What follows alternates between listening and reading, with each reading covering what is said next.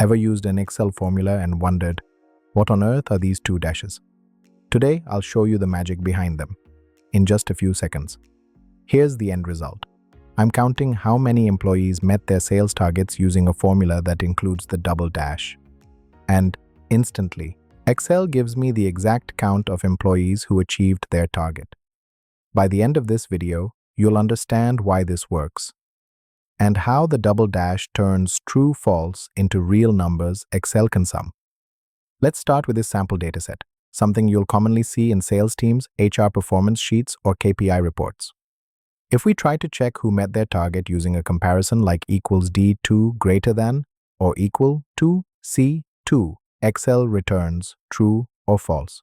But here's the issue. Excel can't sum true, false directly. The double dash converts true as 1, false as 0. This conversion is called coercion, and it allows Excel to perform math on logical results. Now type this formula. This does three things: checks each employee's performance, converts true, false into 1/0, sums the final count.